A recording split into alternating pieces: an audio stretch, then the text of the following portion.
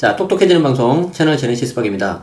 2월 2일 라이브 방송인데 제가 지난번에 제 개인 채널 뭐 텔레그램도 있고 유튜브도 있고 블로그 등에서 이제 2월 2일 날 뭔가 국세청에서 자료가 나올 것 같다, 증여 관련된 게. 왜냐면 그 전에 사전에 몇몇 기사들이 좀 나왔었거든요. 그래서 이제 뭔가 좀 나올 것 같습니다 라고 말씀을 드렸는데 나오긴 나왔네요. 주택 증여 관련 변칙적 탈루 혐의자 1822명에 대해서 세무검증을 실시하겠다.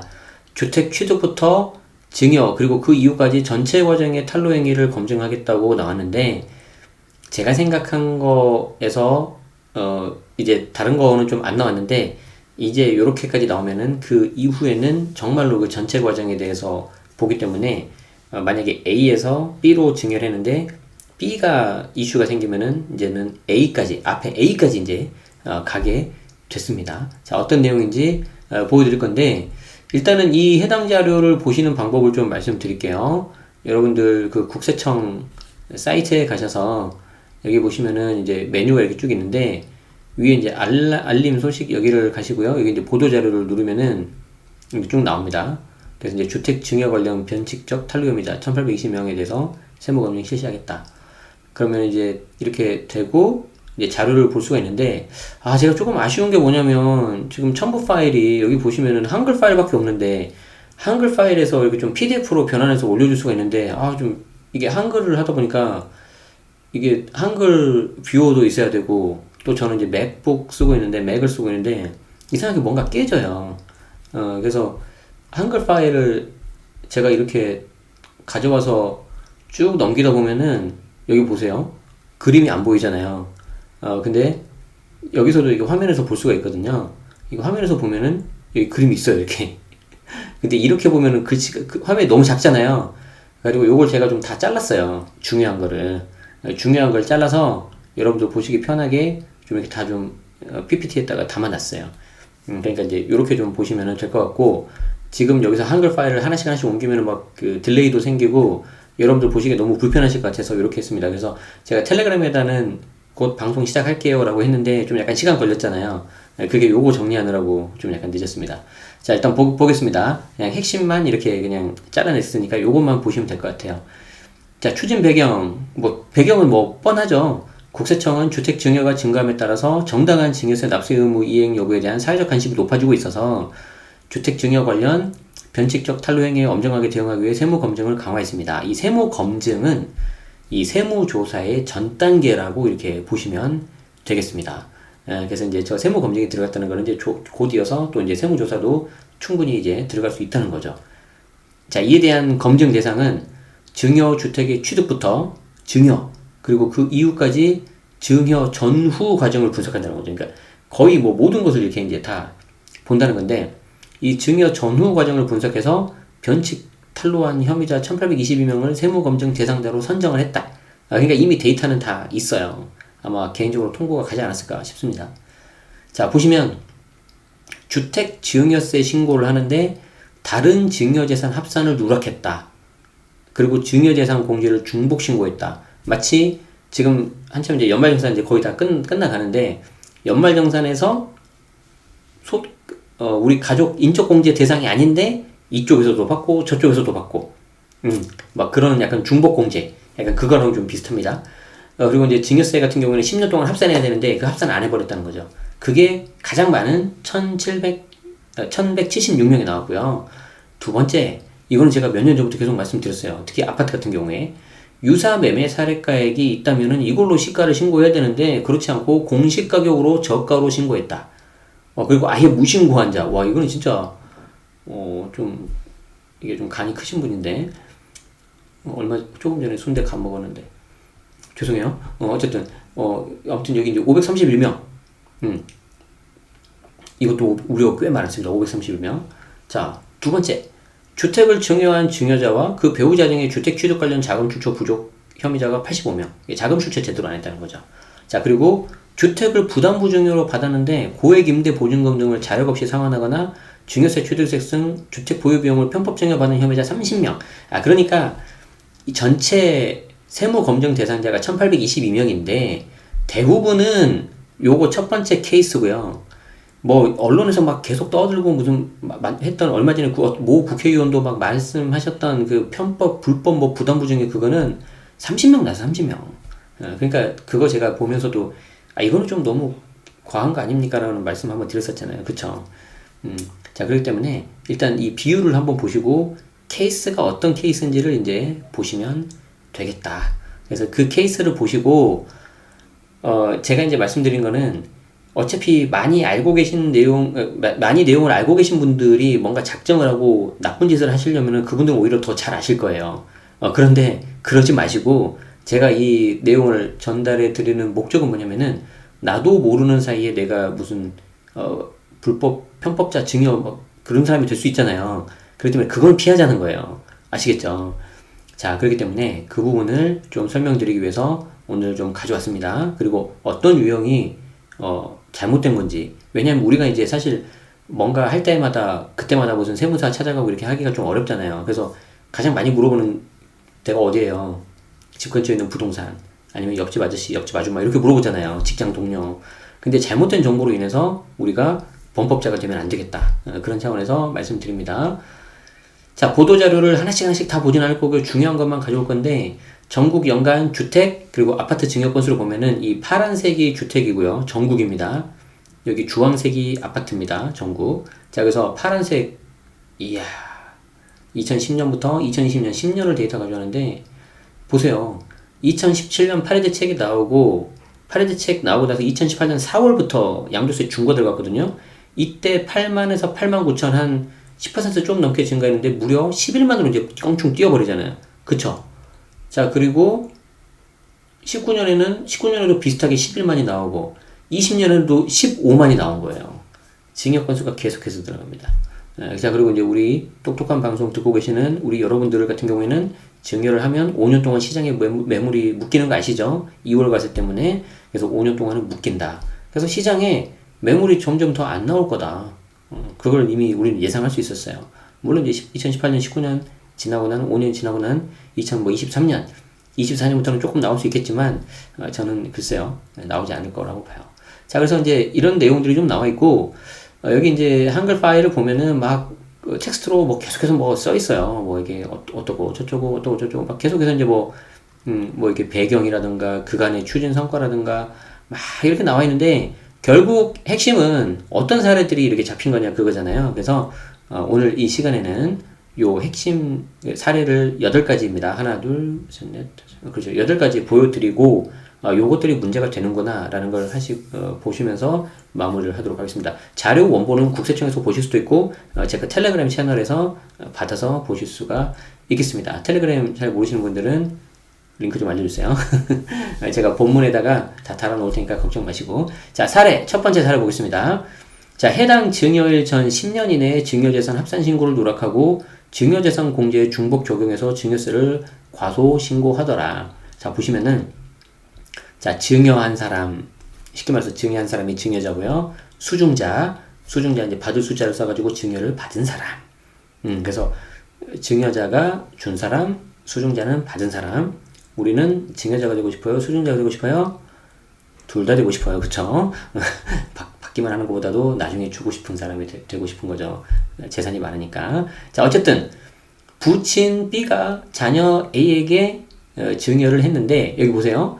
자녀 A는 부친 B로부터 부동산을 증여받고 증여재산 공제를 적용해서 증여세를 신고 납부했으나 증여재산 공제는 뭡니까? 뭐 성인자녀라면은 5천만 원. 근데 그게 이제 10년이라는 거죠. 그랬는데 보세요. 그런데 부동산을 증여받기 9년 전에 부친 B로부터 비상장법인 발행 주식을 증여받은 내역을 합산하지 않았다. 그러니까 내가 특정 시점에 뭔가 증여를 받잖아요. 그러면 그로부터 역산해서 10년을 갑니다. 그래서 10년 동안에 내가 또 증여받은 사실이 있으면 이것도 합산해가지고 증여세를 내게 돼 있어요. 근데 그거 무시했다는 거죠. 그거 이제 무시하고 또 여기서 증여재산 공제를 또 받았나봐요. 그래가지고 이제 이중으로 이렇게 혜택을 받았다는 거죠. 그래서 조치상 증여세 과소신고 혐의에 대해서 증여세 몇억 원을 땡억 원을 추가 납부했다. 그러니까 금액이 엄청난 거죠. 금액이 얼마를 증여했길래 증여세가 몇억 원이나 나오지? 그쵸? 네. 자, 어쨌든 여기서 우리가 알아야 되는 포인트는 뭐예요? 내가 누군가한테 증여한다. 배우자나 자기한테 증여한다. 그러면은 과거 10년을 가야 됩니다. 아시겠죠? 자, 그래서 또 이제 여러분들이 또 많이 착각하시는 게 하나가 있는데 요거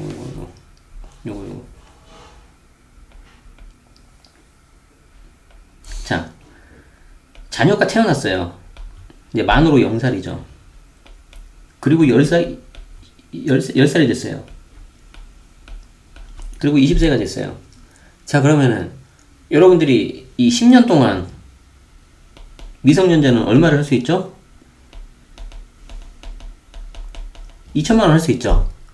자, 그러면은 태어나자마자 증여를 하면 10년이 되고 나서 다시 이제 새롭게 카운트가 되겠죠. 그쵸? 그런데 이때 다 와가지고 한 9살 때 있어요. 9살 때. 그럼 어떻게 되는 거예요? 다시 여기서 10년 가야 되는 거죠. 그쵸? 그런데 많은 분들이 9살 때 한 번 하고 10살 넘었으니까 11살 때 또 한 번 하고 이거 이러면은 10년이 안 됐잖아요. 그러니까 태어나자마자 그 증여할 수 있는 기회를 주는 게 아니고 내가 증여라는 사실을 빨리 행위를 일으켜야 되는 거죠. 그래서 가장 좋은 게 뭐예요? 태어나자마자 어떻게 해야 돼요? 2천만 원을 증여한다. 이것도 좋은데 그러지 마시고 그냥 한 2,100만 원 하시라고. 2,100만 원. 그럼 이 100만 원에 대해서 증여세 10%니까 10만 원 나올 거 아니에요? 10만 원. 이제 신고세 공제하면 한 7만 원 나오려나? 그러면 이거 세금 납부한 그 자체가 확실한 증거가 되잖아요. 증여를 했다는. 그리고 10년 지나고 나서 다시 2천만 원. 다시 10년 지나고 나면 성인 됐으니까 5천만 원. 그렇게 하면 되죠. 아시겠죠? 9살에 한 번 하고 10살 넘었으니까 11살에 또 하고. 그거는 내 생각이지, 내 생각. 우리는 항상 내 기준에서 좋은 것만 보고 내 기준에서 좋은 것만 듣고 싶어요. 어쩔 수 없습니다. 자, 두 번째.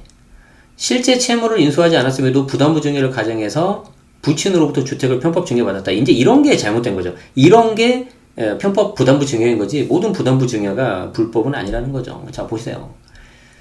자녀 A가 부친 B로부터 고가 아파트를 증여받으면서 해당 아파트에 담보된 부친의 금융 채무를 인수하였다고 신고했으나, 그러니까 아버지 명의로 이제 담보대출 일으켰나 보죠. 그쵸?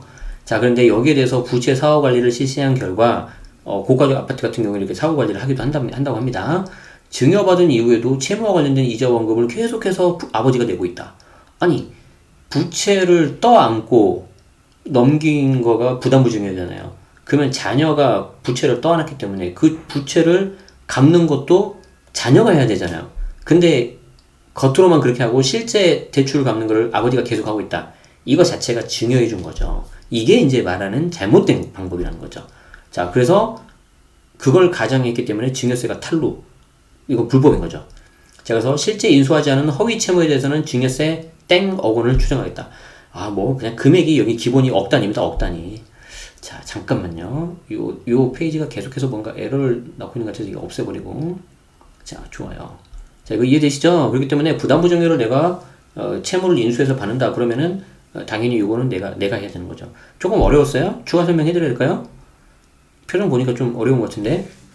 표정이 보인다고요? 저는 여러분들 다 보이고 있어요. 거짓말 같죠? 거짓말이에요. 자, 아파트가 이렇게 있습니다. 자, 여기가 이제 채무가 있죠. 예를 들어서 이 아파트가 10억이라고 가정할까요? 채무는 한 6억 합시다. 그리고 나머지가 이제 4억인 거죠. 그래서 이제 이 아버지가 이제 자녀한테 이렇게 넘기는 거 아니겠습니까? 자, 그러면은 요 채무 6억에 대해서는 양도세가 나와요. 당연히 이 양도세는 누가 내는 거죠? 이 아빠가 내는 거죠. 그리고 요 4억에 대해서는 색깔을 달리해야 되겠다. 요 4억에 대해서는 증여세가 나오죠. 이 증여세는 당연히 아들이 내는 거고 자녀가 내는 거고. 자, 그러면은 여기 있는 채무를 떠안았기 때문에 요 채무 6억에 대해서 양도세, 그리고 이 나머지 차액에 대해서는 증여세, 이거 두 개 합쳐진 게 이제 부담부 증여거든요. 그러면 이제 부담부 증여가 일반 증여보다 좀 작게 나올 수가 있는데, 자, 그럼 당연히 요 채무가 요 아들한테 넘어간 거기 때문에 요 아들이 요 채무를 변제해야 되잖아요. 그런데 실제로 봤더니 계속해서 이 아버지가 내고 있다. 그럼 이건 불법이지. 잘못된 거죠. 맞죠? 그게 이제 편법인 거죠. 그건 하면 안 되는 거죠. 아시겠죠? 자, 세 번째 케이스 봅니다. 또 나왔지. 부담부 증여를 통해서 주택을 증여받고 임차인에게 반환할 임대보증금을 남편이 대리상환하는 방식으로 편법 증여다. 앞에 사용하고 똑같아요. 앞의 내용이 이해가 되셨다면 뒤의 내용도 곧바로 아실 수가 있어요. 자, 봅시다. 잘 이해했는지. 30대 주부 A가 남편 B로부터 아파트를 증여받으면서 해당 아파트에 거주하는 임차인의 보증금 몇억 원을 승계했다고 신고했으나 이번에도 역시 부채 사후 관리를 실시한 경우가 이런 게 무섭다는 겁니다. 증여 이후 임대차 계약을 전세에서 월세로 변경하는 과정에서 임대보증금을 남편 B가 대리상환한 것을 확인하고 수정신고를 안내했다. 수정신고는 우리 전에 방송에서 했지만 더 많이 내야 되는데 적게 냈습니다. 그럼 수정신고. 자, 그리고 너무 많이 걷어가기 때문에 돌려받으세요. 그러면 경정청구. 두 개가 좀 다르다고 말씀드렸는데 아까 케이스하고 똑같습니다. 아까 케이스하고 똑같은데 뭐만 달라졌냐면은 이 채무가 이제 아까는 담보대출이었잖아요. 요 채무가 이제 보증금으로 바뀌었다. 요거밖에 없어요. 보증금으로 바뀌었고 요게 이제 아버지가 아니라 남편 그리고 자녀가 아니라 이제 아내로 바뀐 거죠. 자, 그러면은 요 채무에 대해서 남편이 아내한테 줬기 때문에 이 채무 보증금을 아내가 갚아야 되는 거죠. 아내가. 그런데 이 남편이 이 아내를 너무 사랑한 나머지 이렇게 갚아준 거죠. 대신 갚아준 거죠.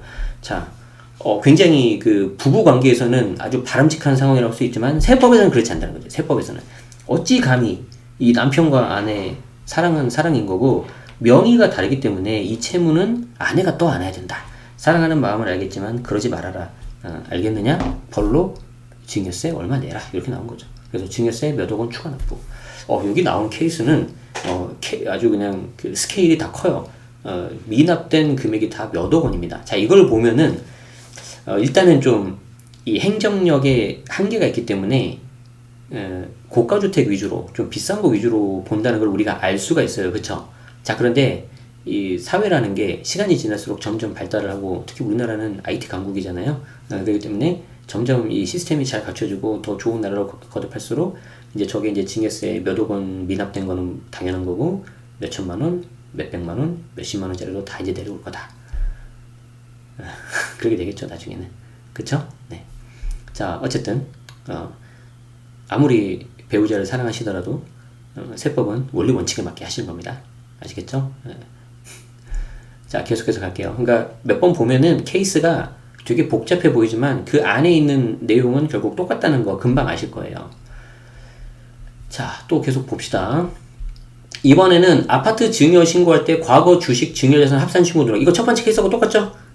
자, 그래서 간단하게 넘어갈게요. 자, 자녀 A는 부친 B로부터 비상장법인 발행주식 공공주를 증여받고 증여재산 공제를 종용해서 증여세 신고 납부했는데 모친 C로부터 고가 증여 아파트를 증여받고 증여세 신고를 하면서 부친 B로부터 받은 재산가액을 합산하지 않았다. 자, 아들 입장에서는 이제 부모는 한 몸이라는 거죠.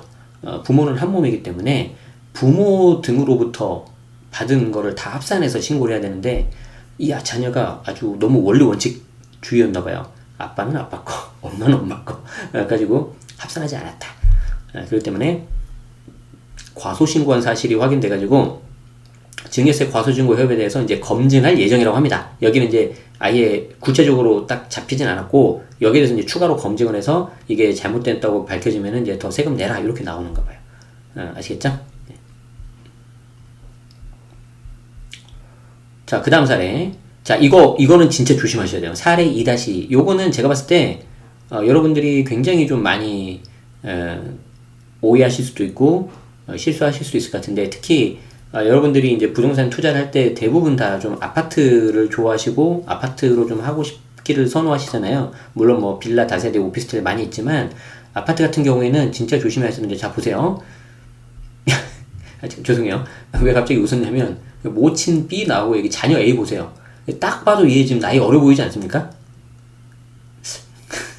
그래갖고 제가 좀 웃었어요. 죄송해요. 자, 봅시다. 자녀 A는 모친 B로부터 고가 아파트를 증여받고 재산가액을 공시가격으로 평가해서 증여세를 신고 납부했다. 자, 증여 재산은 시가 평가가 원칙인데, 자, 이때 시가는 순서가 있습니다. 예를 들어서, 뭐, 갑자기 까먹었는데, 그 순서가 있는데, 그, 증여일 전 6개월 해가지고, 전후로 해가지고, 증여일 전 6개월부터 후 3개월까지 동일 단지 유사 재산의 매매 사례가액이 있다. 그러면 그걸 먼저 하셔야 되고요. 그게 없으면 공시가, 뭐 그것도 없으면 감평가. 그게 인데 뭐 순서가 있어요. 제가 지금 그거를 좀 기억을 좀 못해가지고 좀 아주 정확하게는 좀 말씀 못 드려서 죄송한데, 자, 어쨌든 그 금액에 따라서 신고를 해야 되는데, 그냥 이 아파트를 공시가격으로 했다는 거예요. 그러면 당연히 증여세가 줄어들겠죠. 자, 근데 요거 좀 재밌는 사례고 중요하기 때문에 제가 좀 잠깐 설명 드려볼게요. 이거는, 제가 세무사 준비할 때도 진짜 그 많이 나왔던 케이스라고 제가 기억하는데, 또 방송 처음 보시는 분도 있으니까 오해하지 마세요. 저는 세무사가 아니니까. 그냥 부동산과 세금을 좋아하는 평범한 개인입니다. 자, 보세요. 여기 이제 아파트가 이렇게 있다고 합시다. 아파트가 이렇게 있는데 시세가 10억이라고 가정할게요. 그리고 해당 아파트의 공시가격이 7억이라고 가정합시다. 자, 그러면 증여세만 놓고 보면은 나는 얼마에 신고하고 싶어요? 증여세만 놓고 보면 나는 공시가로 신고하고 싶겠죠. 그래야지 증여세가 적게 나오니까. 그쵸? 자, 그런데 나중에 이 해당 집을 팔 때 향후에 양도세를 보면은 이 공시가 7억을 하면 취득가가 낮아진 거잖아요. 그만큼 취득가가 낮아졌기 때문에 결국에는 양도세가 올라갈 수밖에 없어요. 이거 이해되시죠? 내가 처음에 신고가 7억이다. 근데 얘가 나중에 이제 뭐 양도세를 하는데 얘가 한 12억에 팔았다. 그럼 이거 5억에 대해서 내가 세금 내야 되잖아요. 지금. 그렇잖아요. 그쵸? 근데 내가 처음에 시세를 10억으로 내가 신고를 했어요. 그럼 나중에 양도 차익은 2억만 내가 신고하면 되잖아요. 그런데 처음에 증여세를 많이 내겠죠. 그러니까 사실은 이 아파트를 증여하는 순간 언제 팔 건지, 그리고 팔 당시에 가격이 어떻게 될지 거기까지 계산해가지고 이 증여세와 양도세 합을 이렇게 하셔야 되는 거죠. 그게 이제 진정한 그 투자자의 자세인 거죠. 절세까지 하는. 자, 그런데 이제 중요한 게 뭐냐면, 이거는 지금 아파트라는 거, 아파트. 이게 중요해요. 아파트는 이 공시가격으로 신고를 해도 되지만, 아까 나온 것처럼 증여일 전 6개월, 그리고 증여 후 3개월. 그러니까 요때 증여를 했다 그러면은 요 전에 6개월, 요 후 3개월 동안 매매 사례가를 봅니다. 같은 아파트 단지의 같은 평형. 아파트는 그게 쉽잖아요. 빌라 다세대 그런 거보다. 근데 그게 유사 재산 매매 사례가액이 있다. 그러면 그 매매 사례가액 집어넣어버린단 말이에요. 자, 그러면은 요 매매 사례가액이 10억이다. 그럼 여기에 대해서 증여세 내라는 거지. 그럼 3억에 대해서 더 적게 신고한 꼴이 나와버린 거죠. 이해되시나요? 자, 그래서 증여 같은 경우에, 특히 이제 아파트 같은 경우에는 요런 매매 사례가가 적용될 수가 있기 때문에 좀 조심하셔야 돼요. 그래서 그냥 어차피 증여하는 거는 좀 오래 가져갈 거고, 나중에 또 팔 거 생각했을 때 그냥 저라면은 그냥 시세대로 그냥 증여해 버리시고, 증여세 좀 더 내시다가 나중에 양도세 줄어드니까 저는 그냥 그렇게 하는 게 더 어떤가 하고 저는 좀 그렇게 생각을 하는 거죠. 아무튼 이해 되시죠? 이거 좀 조심하셔야 됩니다. 아시겠죠? 그리고 지금 사회 그 분위기라는 게 있잖아요. 좀 정부 정책이라는 게 이 아파트에 대해서 굉장히 좀 관리 감독을 많이 하기 때문에 좀 그런 부분을 좀 고려하시는 게 낫지 않을까 싶어요. 자, 그 다음 대형마트를 운영하는 부친이 매출 누락 등 법인자금 유출을 통해서 주택 및 아파트 분양권을 편법 취급했다. 이 법인은 개인사업자도 마찬가지긴 하지만 개인사업자보다 훨씬 더 그 자금 그런 게 타이트합니다. 그래서 그런 부분에 있어서 뭐 매출 누락을 막 쉽게 하신다거나 그런 거 진짜 조심하셔야 돼요. 그러니까 진짜 법인을 하시는 분들은 그냥 원리 원칙대로 하겠다 그 생각을 하시는 게 좋아요. 저는 지금 그 받고 있는 이 유튜브 광고 수익 이것도 법인으로 전부 다 받아요. 법인으로 전부 다 받고 다 그냥 기장 맡겨서 다 세금 신고합니다. 여러분들 그 광고 수익, 멤버십 수익 전부 다. 그게 그냥 저는 속이 편해요. 세금 내고. 자, 보세요. 사회초년생인 자녀 A는 대형마트 두 곳을 운영하는 부친 B로부터 주택 및 아파트 분양권을 증여받았는데 이 증여받은 것까지 좋다 이거예요. 증여세 내면 되니까. 그런데 이 증여하는 그 과정에서 부친 B가 매출 누락, 가공 경비, 이게 필요 경비가 원래 없는 건데 만들어 버렸다는 거. 약간 속칭 가짜로. 아시겠죠? 그래서 가공 경비 계상 등 부당한 방법으로 법인 자금을 유출해서 그 법인 자금으로 주택 및 분양권을 편법 취득했다는 거죠. 그러면 여기는 두 가지 이슈가 나올 수가 있어요. 만약에 이걸 또 증여하는 과정에서 자녀한테 증여하는 과정에서 또 이 자녀가 뭔가 소득이 없거나 뭔가 문제가 생겼다. 그럼 여기 증여세 얻어맞을 거고요. 요 취득하는 요 과정에서 이제 법인의 매출 누락, 법인 자금 유출 요게 이제 또 문제가 됐어요. 그러니까 이제 요 아파트 증여 하나 하면서 양쪽이 그냥 싹 다 걸리는 거죠.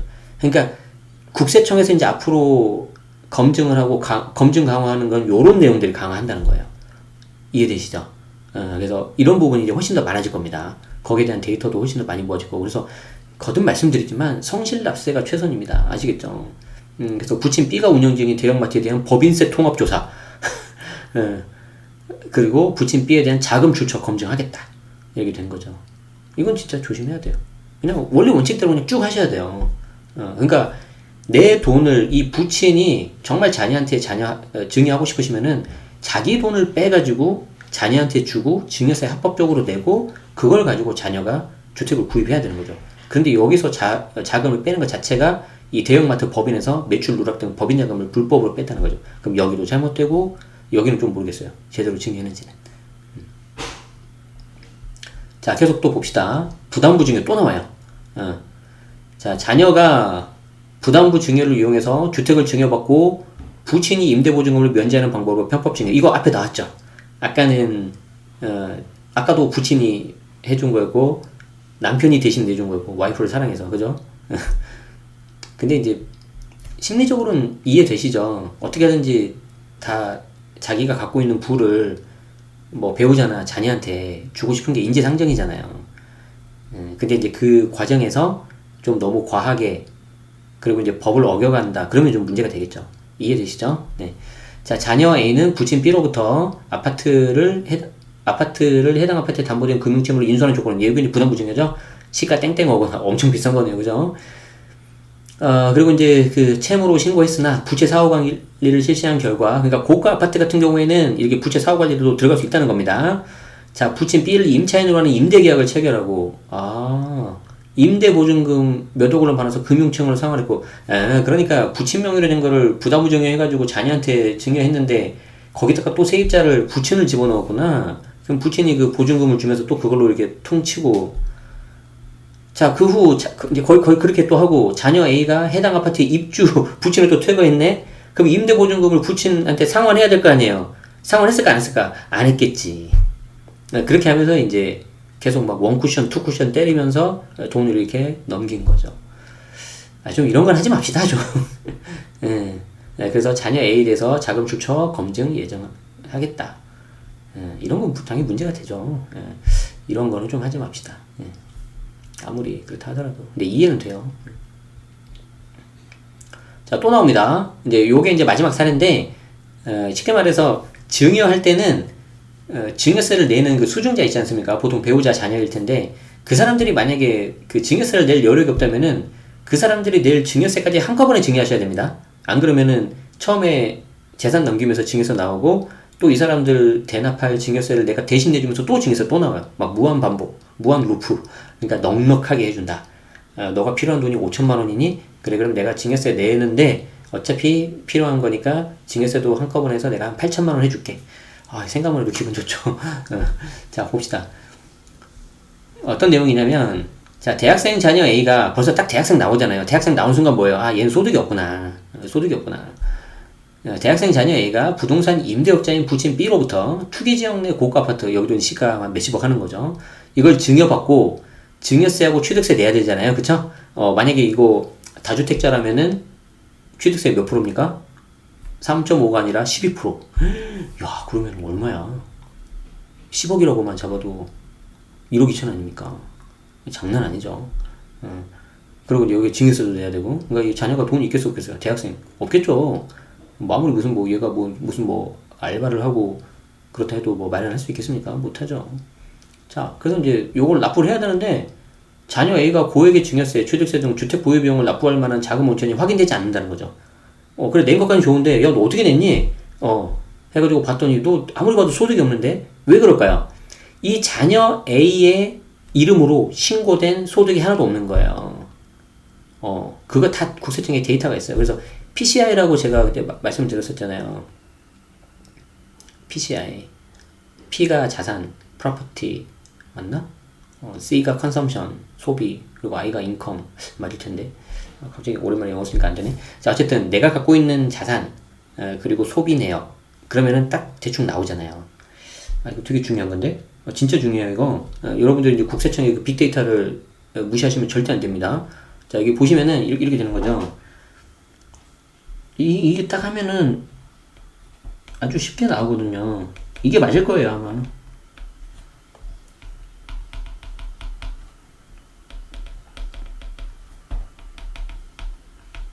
자, 예를 들어서 대한민국의 20대 청년 대학생이다. 자, 대한민국 20대 청년 대학생의 평균적 자산이 있지 않겠습니까? 얘들이 자산이 뭐가 있겠어요? 뭐 없겠죠. 거의 없겠죠, 뭐. 근데 얘들이 쓰는 소비가 있을 거 아니에요. 뭐 예를 들어서 월 100을 쓴다더라. 월 100을 쓴다더라. 그리고 얘들 수입이 뻔해요. 뭐 수입이 그래도 이제 소비보다는 좀 많아야 되니까 수입 없을 텐데 수입을 100으로 하고요. 소비를 월 50으로 합시다. 미안해요. 자, 그럼 요게 이제 평균적인 가격이라고 했을 때 이해되죠? 이 수많은 데이터가 있을 거 아닙니까? 국세청에. 자, 그런데 어떤 애를 봤더니 어떤 애가 자기 혼자 튀는 거죠. 소비를 막 500, 수입이 막 1000. 말도 안 되는 거죠. 그러니까 이제 이게 데이터가 이렇게 있는데 이 평균값에 이렇게 놀아야 되는데 어떤 애는 이렇게 툭 튄다는 거 이렇게 나 홀로 이렇게. 그럼 예를 들어 이제 이거 딱 검증 대상 되는 거죠. 너 뭐니 도대체? 이렇게 되는 거죠. 이해되시죠? 그러니까 이제 벌써 요 나이 때는 이렇게 비싼 시가 몇십억 원짜리를 취득할 수가 없는데 딱 튀는 거예요, 데이터에서. 그럼 너 뭐니? 하고 보는 거예요. 아, 봤는데 증여받았구나. 오케이. 거기까지 오케이. 그런데 그럼 증여받으면 증여세 내야 되고 취득세 내야 되잖아. 증여세, 취득세 어디서 나왔니? 라고 봤는데 그거 증빙이 없는 거죠. 자, 그러면 이제 어떻게 해야 돼요? 자금 출처 검증해야 되겠죠. 왜냐하면 이제 뒷돈을 받은 거 아니냐, 너. 누구나 충분히 의심이 되잖아요. 그쵸? 자, 그런 식으로 해서 데이터를 봅니다. 아시겠죠?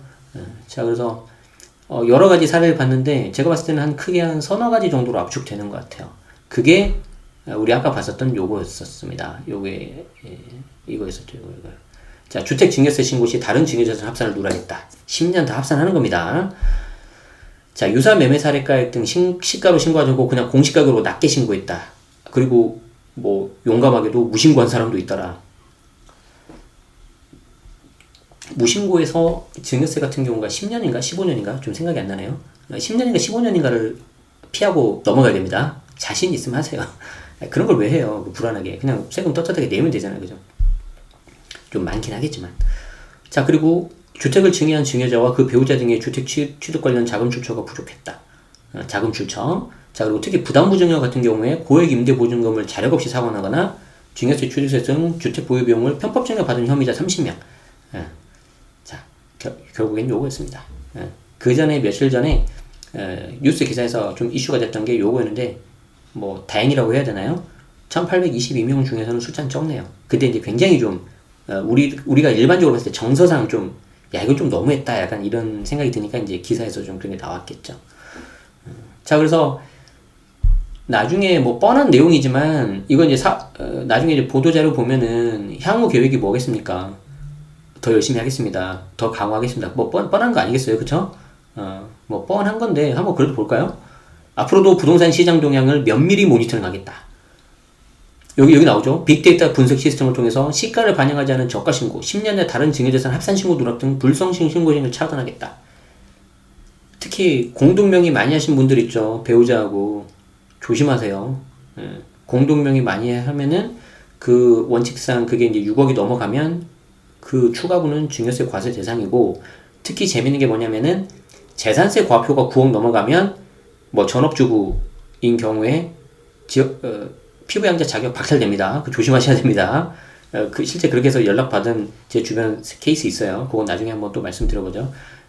그 당시로서는 공동명의를 했을 때 시가 한 대략 20억 정도 되면은 재산세 과표 한 9억 정도 나오거든요.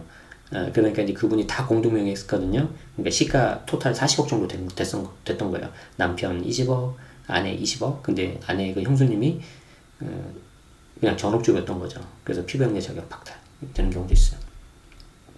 자, 주택 증여자의 최초 주택 취득 단계의 자금 출처 분석, 요런 거 보고, 채무를 활용한 부담부 주택 증여자에서는 채무의 자력 상환 여부를 끝까지 추적하겠다. 사후관리부터 검증을 하겠다. 성실납세가 최선의 절세. 제가 말씀드렸잖아요, 이거. 성실신고납세가 최선의 절세입니다. 그래서, 뭐 이제, 누구나 그렇겠지만, 사실, 이게 세금 내는 것 자체를 좋아하는 사람 누가 있겠어요. 그게 이제, 솔직히 좀 아깝잖아요. 그런데, 약간 여러분들은 믿지 않으실 수가 있는데, 세금 낼 때 좋은 경우 딱 하나 있어요. 뭔지 알아요? 예전에는 내가 뭐 1년에 한 1,000만 원 정도 세금 냈는데, 나중에 내가 자산이 많이 늘어서 한 1년에 1억 정도를 세금 냈을 때, 자, 그러면은 내가 낸 1억 자체가 나의 어떤 재산 상태라든가 소득 상태를 증명을 해버려요. 그거 세금 납부한 그 금액 자체가 나한테는 굉장히 좋은 그런 어떤 증빙 자료가 될 수도 있습니다. 아시겠죠? 그래서 저는 이제 좀 그런 면에서는 약간 기분이 좋을 때가 있어요. 그게 이제 어떤 건지는 여러분들이 이렇게 좀 나중에 더 느끼시면 좋겠고, 당연히 저도 평범한 집에서 태어났고 그냥 평범한 직장인이었고 그랬었죠. 그런데 이제 그게 이제 시간이 지나면서 조금 이제 바뀌는 거였죠. 이 중에서 나 저거 몰랐는데 저게 문제가 되는구나, 나 조심해야 되겠다, 요런 생각이 드셨으면은 제가 좀 방송을 하는 보람이 좀 있을 것 같습니다. 왜냐면은 이게 대부분 사람들은 제 주변에 보면 정말 뭐 작정을 하고 내가 과세당국을 속이겠다 이런 사람 안 계세요. 진짜 뭐 100명에 1명 있을까 말까 뭐. 그런데 제가 이제 안타까운 게 뭐냐면은 내가 하는 것 자체가 뭐 잘못된 건지도 모르고 이렇게 하면은 좀 너무 억울하잖아요. 예를 들어서 아파트 그냥 공시가격으로 하면 되는 거 아니야? 근데 그게 문제가 될 수도 있다는 거예요. 물론 공시가격으로 하는 것 자체가 나쁜 건 잘못된 건 아닌데, 매매 사례가가 충분히 발생해버리고 거래가 빈번한 그런 아파트라면은 시가로 하라고 이렇게 이게 올 수가 있어요. 그런 거 좀 조심하시고, 아시겠죠? 그래서 좀 그런 걸로 좀 알아가시는 시간이었으면 해서 오늘 녹화 영상 하려다가 그냥 뭐 라이브로 이렇게 진행을 하게 됐습니다. 그래서 좀 도움이 되셨으면 좋겠습니다. 아시겠죠? 네, 여러분 늘 건강하시고 오늘 함께 해주셔서 언제나 감사드립니다. 고맙습니다. 방송 오늘은 좀 여기서 마치겠습니다. 빠이빠이.